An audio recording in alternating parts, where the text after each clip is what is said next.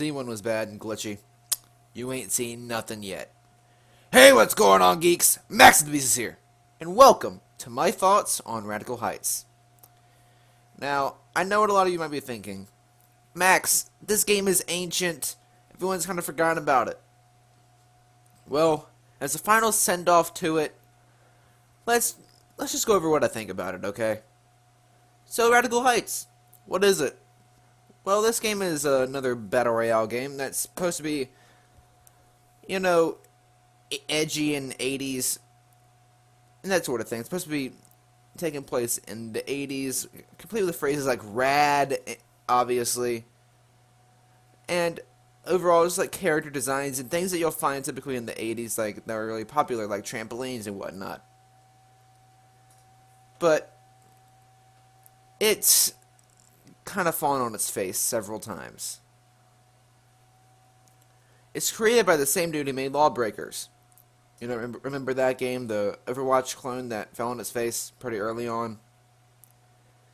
The guy who made it is an absolute narcissist and an overall jerk. I have no respect for him. So the game just kind of exists, and it's not very good. So you start off falling from the top of the world, where you see these graphical glitches. Look, my computer can run PUBG medium-high settings. My computer can run Fortnite ultra settings, and both will get good frame rates. I can run a lot of games top settings, and it still runs pretty good. But this game, if I try to go above any other setting but low, on a 1060 Ti, mind you, it runs like crap. And even in the low settings, it still runs 30 to 40 frames, which is not good. So starting out, we're already disgustingly poorly optimized, which is never a good thing to be. You can see here, like, grass is clipping through the bottom of the floors. There's weird shadows of nothing on the ground. Maybe that's just low settings, but my lord, this game has some serious clipping issues. Alright. So, the game's trying to be, like I said, the 80s. But it's an interesting and creative idea for sure. Definitely different than all the other Battle Royale games out there. But just because something is different doesn't make something good. You could say that Day 1 Gary's incident was different, which it was, but that doesn't make it a good game. On the contrary, it's still an absolute garbage game. So, just because something is different doesn't make it good. Anyway. So, like PUBG, Radical Heights allows you to cycle between third-person and first-person shooting. Although, while running, you're stuck in third-person. But when you're shooting, you can go into first-person. Which I wish more games would do this. More third-person based games, even if it's not Battle Royale. It's definitely helpful. And, it's nice that they're doing it. But hey, when the spray patterns of weapons aren't good, it doesn't matter if you're in third person or first person. You're not going to be able to hit that much. And it doesn't help that since the game is lagging a lot, it's kind of hard to line up shots easily. Hello there. Yep. And the weapons themselves aren't that interesting, and their descriptions aren't that unique or informative. Like in PUBG, when you pick up a weapon, you can cycle your cursor over it, and it'll give you a description of what the thing is capable of, including damage, rate of fire, modes of fire, etc. And in Fortnite, I hate to use this as a comparison, but in Fortnite, if you pick up a weapon, there's different tiers of weapons, from common to legendary. And when you hover your mouse over it, once again, it'll tell you a brief description about what the thing is capable of. And it also will tell you things like how much damage and range it can do, or is capable of. So it's definitely a bit more useful than in this game where you just pick up something and it's literally just there. There's no inventory system, so you don't really know what you have in your inventory except for what's on your hotbar. And it's misleading, like things like the high power. I assumed that on the ground it kind of looked like a Desert Eagle with a suppressor on it. So I assumed, okay, it has 30 shots in it, but maybe it has a slower fire rate. No, it just fires like a regular semi-auto pistol. Which is kind of what got me killed because I was expecting it to do something different. And what they've done here is they've locked off your gear weapon slots unless you find, you know, belts and stuff on the ground. I get sort of what they're doing here is trying to prevent like things like Fortnite's double pumps again, but still it's kind of obnoxious when you have only 3 spaces for weapons. And it's not like I said, if you find like a basic pistol from the start and then you find an AK, okay, that's an easy change. You easily just drop the pistol for the AK. But suppose you have the AK, but then you find a shotgun along with it, but you don't have an extra slot to put the shotgun. Meaning you're going to have to choose whether you want to have only close range or only medium to long range. It forces you to choose between that, while in games like PUBG, it gives you 2 primary weapon slots so you can carry 2 weapons like an assault rifle or SMG. And then it gives you a tertiary or secondary weapon slot where you can put stuff like pistols and short sawed-off shotguns. And then it gives you a melee spot where you can put things like sickles and crowbars. And then there's your grenade slots. So you have plenty of room in your hotbar to have items, to put your items. So you have plenty of options of what you want to do in any scenario. In this game, well, you gotta find these belts and backpack upgrades. Which again is an interesting concept, but that doesn't mean that it's a good concept. And then there's items like cheeseburgers and trampolines. The cheeseburgers are your basic healing items. You can also find med kits and first aid kits and stuff like that. And the trampolines are basically a dulled down version of the launch pad in Fortnite. Both are really useful. There's other items as well, like a noisemaker and a clone. That just like a blow up clone that doesn't really do anything. So you do have some items to use which make it sort of interesting. Like the whole mannequin thing is kind of cool. And noisemakers are helpful. But in the whole scheme of life, I honestly don't care enough about individual items if the overall game isn't enjoyable.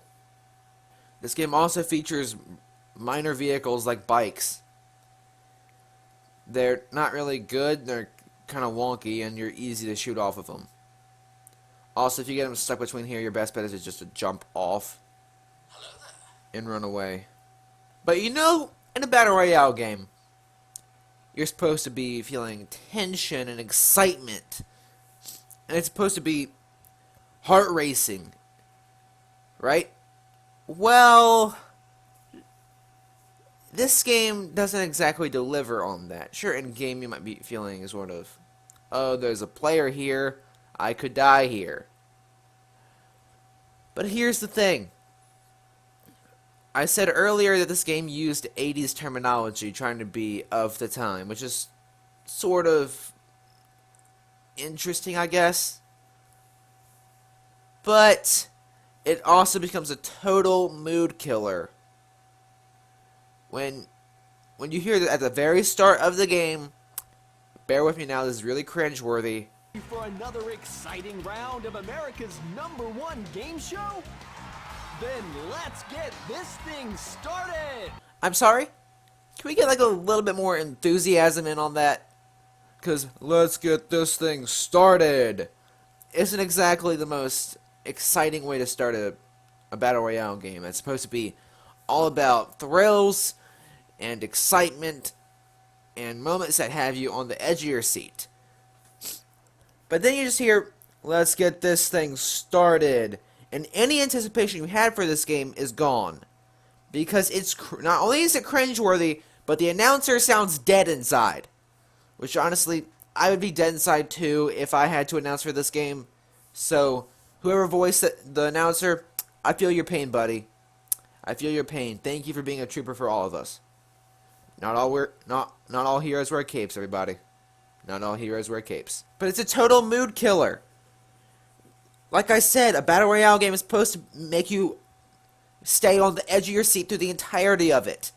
And if you lose that immersion, you've basically lost interest in the game, because what's the point of playing a Battle Royale game that's supposed to make you tense up every time you hear a gunshot?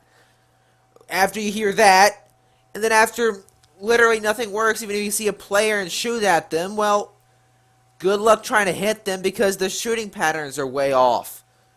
In PUBG, you'll take time. Each weapon has a different spray pattern depending on what viewpoint you're from. Like if you're in third person, the guns shoot slightly differently. If you're in first person, they shoot slightly differently. Which makes for a very interesting game.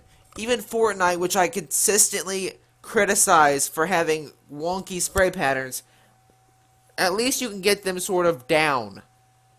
And both of those games give you an advantage over your other players if you know what you're doing. Fortnite, you can build in, and if you're good at building, you can defend yourself from pretty much anything. In PUBG, it's all tactical based. It's like playing a Battle Royale game of Rainbow Six Siege. You can lean around corners. The grenades work better. It's a tactical shooter. It makes sense because the creator worked on Arma. But in this game, all you have is basic rolling to dodge things, and the occasional items that you pick up. Which even then, things like bikes and trampolines don't get you very far, and you're still pretty easy targets. And noisemakers and stuff, they're useful for a while until somebody figures out that that's not actually anything. And honestly, I've heard noisemakers before and I didn't fall for them, because I was in an area where I already saw people moving around. So I knew that the noisemaker behind me wasn't a person. It was the people in front of me that I was dealing with. So there's no way that if you're skilled at this game, you're going to be... The only skill in this game would be like shooting. But like I said, the shooting mechanics are way off. So good luck with that. But at least in games like Fortnite, which, like I said, I love to criticize, but at least in Fortnite, there is a level of skill with building. And in PUBG, you gotta be aware of your surroundings, be good at shooting, manage your spray patterns, and just overall know what you're doing. So, both of these games far outclass Radical Heights in every regard. I mean, even some of the other Battle Royale games that have been released since then, like Apex Legends, it's been doing really good as of recent, and I've seen gameplay of it, and it looks really good. It actually looks like everything that Blackout should have been. Anyway, my overall number rating for this game, 2 out of 10. It's a bit better when you have friends, which is why it gets a 2. But honestly, playing by yourself or even with friends, it's not a fun experience. It's fun to laugh at because of how broken it is, but it's not a good game. Not at all. Oh, and by the way, I'm not even going to mention the whole currency thing because, honestly, I'm so sick and tired of talk about games with microtransactions. We'll deal with that topic another time, okay? Anyway, guys, thanks for watching. Let me know what you guys think in the comment section below about this game. Be interesting to see what you guys think about, in my opinion, the worst Battle Royale game released. Anyway, guys, thanks again for watching, and as always, Maxusthebeast is out.